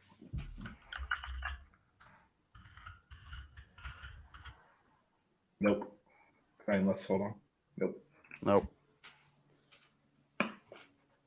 What about for coach in New Orleans? What about Willie Green for coach? 2.9. That's not bad. Not bad. I mean, it's the first go round. So, all right. So we got Willie Green in the New Orleans coach spot, and then Suns in New Orleans, and then you got some. I'm having trouble thinking of people that would have played for the Suns and for the New Orleans. Did that's too big of a name. Did Jamal Mashburn play for both? I don't remember him on the Suns. Is this the right? Which team is the one in? Is New Orleans like the old like? New Orleans Hornets, yeah. Well, I mean, because the name went back to Charlotte. So, like, for example, Charlotte was the Bobcats. Is that what you mean, or? Well, yeah. So I guess not that we'd put him in here because it'd be a high number, but Chris Paul would apply here, right? Even though he played on the New Orleans Hornets. Yeah. He would apply. Okay. Well, I don't know actually, because this might be. Well, no, I mean, we can re-guess. So, what about my assumption is this will come through as a huge number, but we count. Okay, yeah. All right, let's replace it. What about for Suns in New Orleans? Did Marcus Thornton play for both? I think he did. He was a bucket. Point there 6. we go. There it is. We're trying to get under one, Vish, for every single one. We're going to be here all night until we do it. Yeah, no, we're not. We're going to fill these last 3 boxes, and then we're probably about done here. But all right, so we're looking at a 40-point playoff game on the Suns. The Suns? And since this isn't a career one, it is on the actual Suns. So yeah. Who went off for a random? I mean, Amari Stoudemire, but like that's gonna be guessed. It's probably. What about like? What about Jason Richardson? I was actually thinking when I saw this, but I don't remember him doing that on the Suns. It was probably after. Or what about try this one? Oh, it did work. 3%. Oh, can you try one more though? Yeah. Oh my God, what's his name? I just blanked out. Joe Johnson. Nope. That's okay. We'll keep that because they were never making the playoffs. That's what. Coach and 1,000 career blocks and coached by Doc Rivers. So I tried Kendrick. So it'd be Celtics, Clippers. It would be Clippers or like new six. I would focus on Celtics. Was he not the coach in Orlando for a while too, Doc? He was for the first 2 seasons, but I don't know who was on that team when he was. Yeah. I'm trying to think Celtics like was there anyone towards I mean you could try but I feel like people know Shaq was on the team. We just put him now. Was he on the team with Doc? Yeah, he had to have been, right? Or am I thinking Oh, but yeah, but that's he's in there, but no, we're not doing that. We can't do that.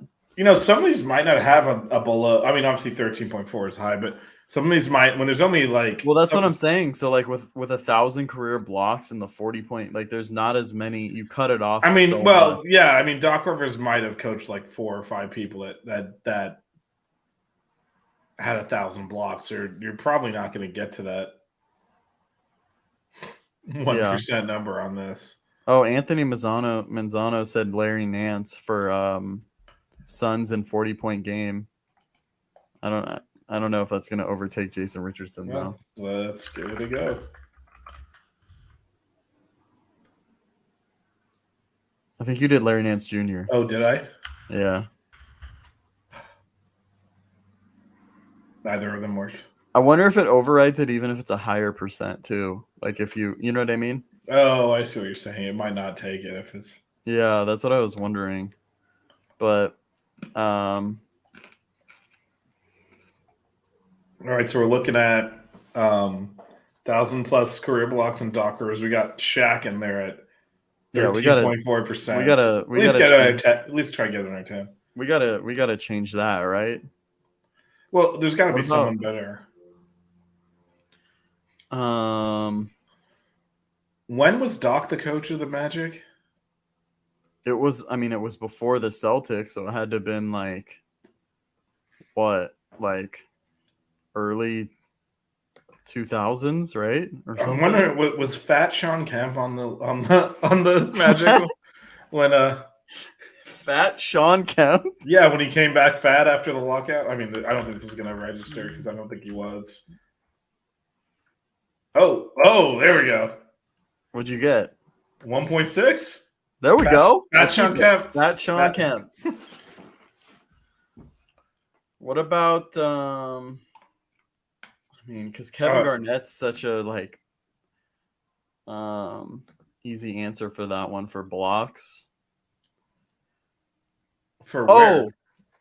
For Doc Rivers and being coached by him in 1,000 career. Oh, you already did it. Yeah, sorry. Sean Kemp's in there. Unless you have a better answer. Can you try a name for me just to see? What about Jermaine O'Neal? Curious to see if he even 2.4. Yeah, put Sean Kemp was slightly. Yeah, put Sean Kemp back on there. Slightly lower, but Jermaine's a good one. Okay, so I want to at least fix that Gail Goodrich one, and then the bottom right. And Tyson. And what? Tyson Chandler too. We can't have center score at 11. That's true. We got to get under. Yeah, you're under. Right. That one's got to go. What about did Jason Terry play for Doc?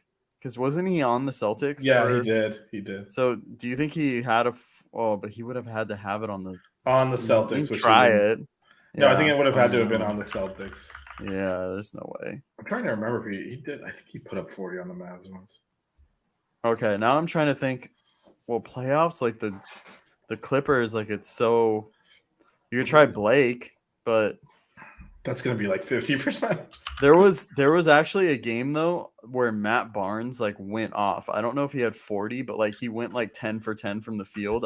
He might have had 30 though. Damn it. Jamal Crawford?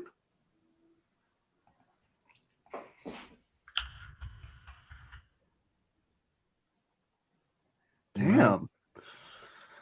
It's going to have to be a Chris Paul or a... Wait, so it's 40 points in a playoff game that Doc Rivers was coaching in? Yeah, that he was coaching in. Do you see why this is There's some of these. Rondo might have had. Yeah, I think Rondo had a 40-point game, but I feel like it's going to be a really commonly guessed 11. Oh, can we change it? Yeah, we can. Oh wait, can we? No, it's locked in. What? This is crap. I shouldn't have entered that. Tweet score. I can't even this. If I hit refresh, it'll come out of here. All right, we can still see if we can improve on Rondo here. Okay. If you got a better answer. Question: is it an opponent or no player he coached? So it has to be a player coached by Doc Rivers that had a 40-point playoff game, while on the team when Doc Rivers was coaching, not right on another team and then he was coached by Doc Rivers. I mean, it has to be Ray Allen, KG. We got Rondo was at what 11? Paul Pierce. Yeah. We'll go ahead and figure out. Let's see if we can improve on. Okay, so Rondo's at 11.48%. So do you think we can beat that? Did no one on the Clippers Score I mean, 40. you think Jermaine O'Neal had a game, even though it was like his end of his season where he just went off and I thought we tried him, but or was that in another? Nope. that might have been another one actually. Yeah, I but- tried it. It didn't go through. Who would have? I mean, it's just got to be like the Celtics guys, right? Like KG, Paul Pierce. Yeah, because I mean, unless it was maybe Chris Paul, you could try Chris Paul. I mean, it might actually be lower if he did. Oh, I mean, it did drop it down a little bit. Terry Rozier. No way, right? Yeah. Mm-mm. What was All the right. other one we needed? Lakers. Well, these two, Lakers 40+ playoff game, and Suns in 1,000+ career blocks. We're not gonna get better than that one. Than Tyson Chandler. All right, well, let's see, Lakers fan. Why don't you improve on? I'll go Goodrich here. I'm trying to think of not. I mean, would people Pau Gasol but would people would say that though? Well, I mean, we can enter as many as we want apparently until we complete Yeah. the grid, and that's stuck. So, no, Oh, never had a 40-point game. it's I interesting. mean, Meta World Peace. There's no way he did. Yeah, there's no way he did, but I'm trying to get some random name. Did no one like in the 70s or whatever go off on the Lakers? I mean, that's why I'm saying like Elgin. I mean, Jerry West. You could do Jerry West. Maybe Oh, some people won't guess him. The logo? No, that's even worse. Slightly. George Mikan. Did he have Minnesota Lakers? Oh, I think I got.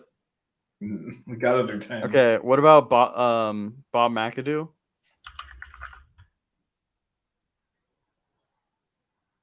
Magic.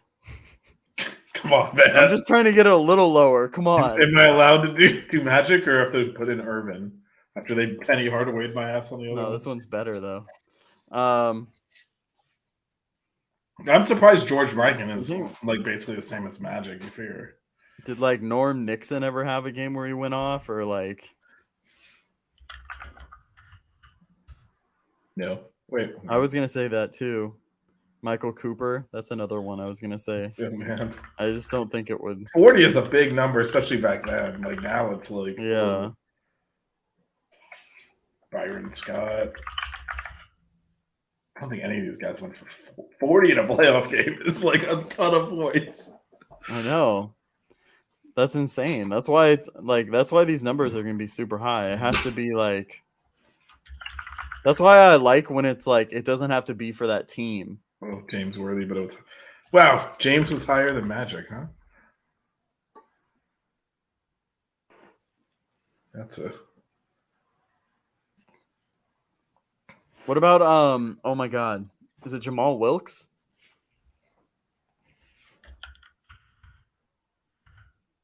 it's a spell like this.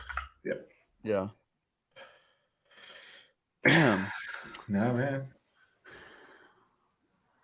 There had to have been I mean, because I feel like Wilt has to be like a common answer, right? Like everyone said Wilt too, I'm sure right?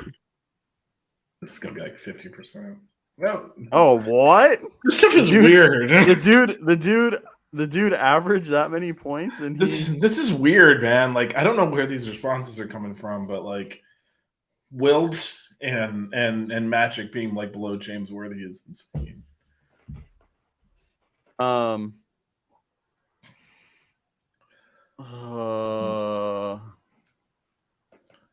I'm trying. I gotta get a good one. I mean, on those Lakers teams in the 70s. What and about? stuff, You think Sam Perkins ever there's no way Sleepy Sam went for 40. went for 40? Wasn't Wake long enough for that. What about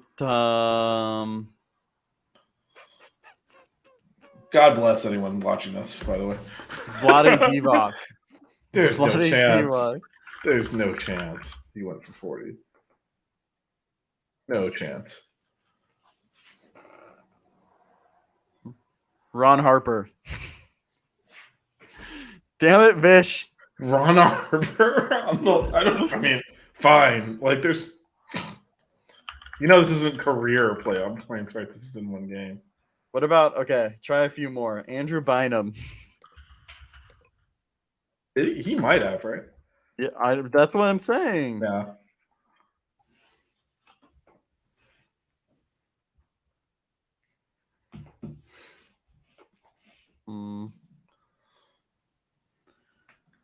What about Cedric Ceballos? Oh my God. Come on. No. Elgin Baylor wasn't on here, or he was too high? What was it again? I think it was too high. Let me check. Because I know he had to have freaking. Yeah, he was worse than Gail Goodrich. They're all like in this range. I don't think there's anyone else, man. I think that. I mean, as stupid as this is. Oh my God! Really? Why? None of this makes any sense. That's why I was like, if Magic. Wait. Anthony Manzano said Jody Meeks. Dude. If Jody Meeks, oh my God, if he had. There's no way, right? Nick Young. Did Nick go shot hunting him? The thing is, it's not in a Lou regular Will. game. It's in They didn't even make the playoffs with him. Yeah, it's got to be in a playoff game. It's not just randomly dropping 40 because you were shot hunting against the Kings in February. So this is the playoffs, man. Mel Counts. Are these even real people? Yeah, Mel Counts is. I know there's a TikToker that always puts his name and stuff when he does the grid challenge. I mean, I'm sure there was some person like the 60s that went for 40 that's lower. But Kareem being lower and Wilt being lower than James Worthy and stuff is nuts. Those are two guys that are known for their points. What about? I don't know. I think it's. Are we at the end here? I think so. I need to look this up though because I want to know. All right, why don't we end that way? Why don't we look up and see, and then I'll enter. I mean, it's cheating. The game's over. We're gonna see. I guess look up the 40-point scores in Lakers playoff history, and we'll see if there's no. There's not even anyone good. Yeah, it's everyone we've named. There's not a single person that you're no, unless Anthony Davis. I didn't even think of that. That might actually. All right, slightly dropped it. Yeah. Besides that, it's Kobe. We didn't even what did people put for Kobe? I didn't even put him because I was like, it's gonna be 40%. Can we finally have someone break 50? What? How? 11? How? Oh my God! Who is doing this? Is this real or is this fake data? Okay, try Slick Leonard. It doesn't say if he had over 40. All right, I'm gonna need Slick's actual name here. Just type in Leonard and maybe Bob Leonard. Yeah, it has to be. Yeah, it has to be Bob Leonard. There it is. Are you serious? We cheated, and it is 0.47% Bob Leonard. Oh my God, Bob. We're assuming Bob Slick Leonard. Wait, Glenn Rice did? He's not even on this. Didn't we guess him? Did we? I don't think so. Yeah, because I told you. Because remember I said Glenn Rice? One end. I don't think he put up 40 on the Lakers, though. Yeah. Yeah, it didn't work, right? Yeah, no, he didn't. Yeah, because I told you. Yeah, we tried that one. Well, anyway, we're not going to be Slick Leonard there as we cheated. But that was the one. That was the needle in the haystack. There we go. Jeremy Lin. This is in the playoffs, man. All right. Well, that was one way to end the show. That was great, man. Yeah, that was that's gonna play well on the podcast. Oh, I'm sure. But anyway, we'll be back next week. Melissa should be back. We'll talk a little bit more hoops. Maybe talk a little women's hoops as well. They've been traveling through Europe. We've been getting the press releases actually sent to us, so that was nice of the shout out to the athletic department. But so as little coverage as there is of the men's, there's as usual even less of the women's on that. But we are playing. Well, this is something to talk about Melissa when comes back, but we are starting two bigs, so which is what we thought would happen because that's generally how Katie Meyer likes to play. And so the women's team is bigger than the men's. That's crazy. Well, technically, actually, our center is 6'6", like legitimate. So. Oh, she's taller than Norchad? Shout out to Kyla Oldicker. Yes. Actually, our two bigs are both McDonald's All-Americans. It's gonna be a fun year. Anyway, we'll be back next. I think it'll be Wednesday. It seems to be the Melissa schedule seems to go Wednesday, then Thursday the next week. So we'll be back. We'll see if maybe someone transferred in. We'll talk some more hoops and figure out what other nonsense we're going to get into on this. Also, don't forget to check out the Six Rings Kane show on Monday. We are right about to hit football season, so it's an exciting time. We did break down the defensive two deep this week. We're going to do the offensive next week. So let's see if you think Tyler Van Dyke will start at quarterback. No. I'm gonna go with yes, but find out next week. We might throw some surprises at you there. I think Jake Garcia is gonna come back from Missouri. Yeah, I mean that sounds like the plan. Yeah, everybody knows California quarterbacks are the best. I mean, the last time we were good, but anyway, we'll be doing all that next week. So stick with the network. Especially as we end the football season, we're gonna have a lot of shows, and don't forget basketball season. We're gonna all die. We're doing pre and post game as much as possible on both the men's and women's games. So we're doing pre and post. I think that was the plan. Oh, maybe just post. Okay. Maybe just post. Okay. It'll probably. You know what? I should say it's probably going to be more pre or post, like whatever we can do. But, yeah, we'll just figure it out. Yeah. But we're gonna do a lot of much shorter hits around the games. So I'll believe it when I see it. I mean, we're gonna have to because the game. Both you and Melissa are here. Look, when the game's about to tip, the show must end. By the way, we've gone 2 hours. That's true. It might be better. It might be better to do it before because then there's a limit. Yeah, but then right after the game, you want to talk about it. So that's true. Actually, when it's actual in season, we'll actually be on topic because there'll be stuff to talk about. Like we've actually done actual basketball shows before. Yeah. We weren't doing that. This is more filler for the off season. We won't be opening up NBA Grid after we've just gone into Duke and won. That's not gonna happen. So yeah, probably not. All right. Well, anyway, again, thanks everyone for sticking with us. We'll see you again next week. If I can find the button, there it is. See you next week. Don't cry. Keep it chill. Wear good socks.